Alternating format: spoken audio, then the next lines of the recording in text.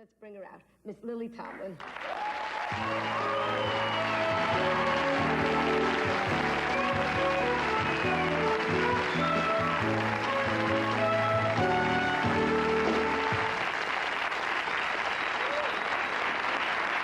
Together. Thank you. This is a poor man's Christmas. You look, why so long? One movie is coming out at Christmas, and the next one is coming out in February. Why such a long release date? Well, it just takes that long, I guess. So you have one in, that'd be nice, because they'll both be going the same time. Yeah. Yeah, I'm sure they will, because I think 9 to 5 will be real successful, and it'll probably be running till then. And The Incredible Shrinking Woman, I saw the ad in today's paper. They had a full-page ad, and it was like a little postage stamp. And there you are sitting in a shopping cart. Yeah. With a little TV guide. Yeah, and I had little sunglasses and a babushka on, because I was sort of incognito. Tomlin is the Incredible Shrinking Woman. And it just is a great ad. And you just know it's going to be funny when you laugh at an ad. Thank you. The people at Universal will be glad to hear that. Yes, and... No, I loved it, too. I thought it was real good. Were you always funny as a child? No, I wasn't particularly funny, but I knew who was funny, so I just lifted from them. Because I was always real influenced by television.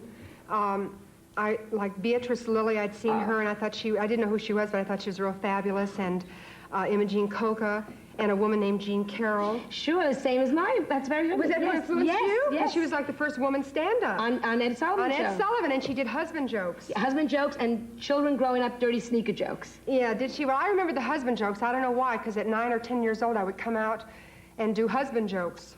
You know, for my mother and my father and the neighbors.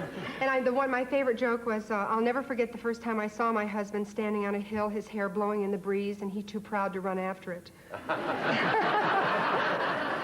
And I guess I thought that was... I did the same. I used to steal from television. My big joke was, Harry, Harry, I'll never forget that wonderful burning kiss. You forgot to take the cigar out of your mouth. That was my big Well, yours joke. is better. I wouldn't say that. Then what made you come to New York? Because you come from Detroit. Yeah, from Detroit, right. What You made came me come? I wanted to be in an show actress? business. Yeah. An actress or a comedian? Well, I came to be a mime because it was early 60s. So boring. Well, well, early 60s, you know, it was, and I was a beatnik and sort of segueing over into hippie, and it was narcissistic to be an actress, or it was too ego-oriented. So to be a mime was more humble and and more acceptable politically, you know. Pew. So I didn't want to be a mime. I wanted to be Dolly Parton. But Didn't we all?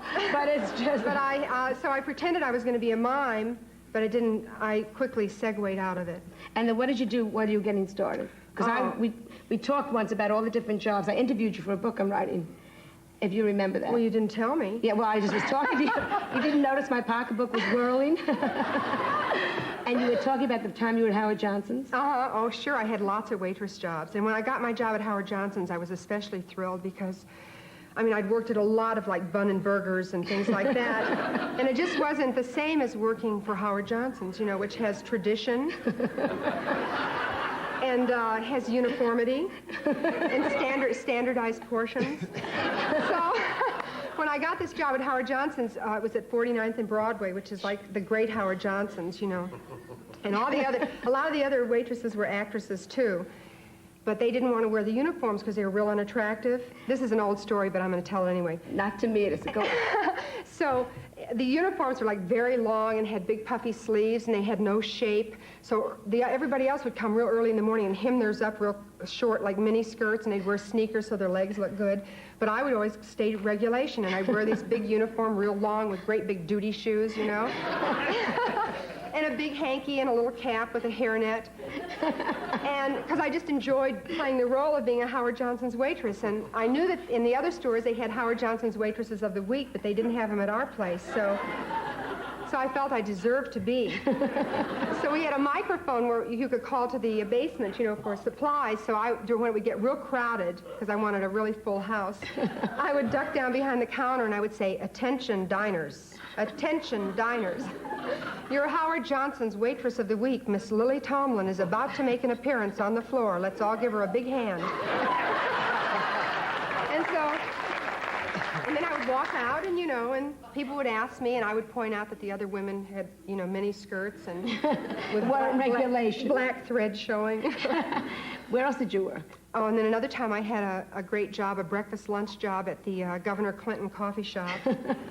And to be on the counter is to be the flunky. The new girl always gets put on the counter because you have to work really hard to make any tips, and you have to go for volume. So all morning during breakfast, which was very tough, lunch was even harder. So I'd prepare for lunch, and the secret was to have a lot of forks. Because with every sandwich, you have to serve coleslaw. And if you don't put the fork down, someone's saying, I need a fork, I need a fork. So your rhythm gets all shot, and everything goes ruined. So all morning, I'd be collecting my forks, getting them really nice, piled up in the silver box, And invariably, like about, 20 to 12 or 10 to 12, one of the old pros would, slip up to the counter and pretend she was making an egg cream. And I would just catch her leaving at the last minute out of the corner of my eye, and I'd see, little fork tines. The marks of all the forks sticking in her pocket, and then my whole lunch thing would be ruined. And one time I had this, when they first started making those little individual frozen pizzas. Oh, the pizza, yes. And I would go to this, I would go to the supermarkets, and I was supposed to heat them up in these little ovens. Were you a demonstration lady? Yeah, kind of. Well, I didn't have to say anything. I was just supposed to say, don't you want to try a little piece of... you could practice your mind then. With, So go ahead. So, I was prepared, I had a lot of pizzas cooking, and then I was supposed to slice them up and give them these on little napkins, little portions. But they would come in, at the end of the day, and they'd be so hungry after working all day, and they'd be shopping, I'd, literally have to, throw them out like Frisbees. They were just mad for them. How long were you doing all these kind of jobs? When you first hit when you came into the upstairs, downstairs, where I saw you, how many years were you in New York? Well, literally, I'd come in 62 and I'd left because I couldn't do it. It was too hard, and I came back again in 65, and I was at the... And you didn't see me till 68. All I know is there was a girl, they kept saying, upstairs, and I went up and I saw Loopy, the cosmetic lady. Right. And the other one, the crazy lady that talked to the person in the coffin. Right. What was her name? Lula. Lula! Right. Would you do them? Okay. Oh, yeah.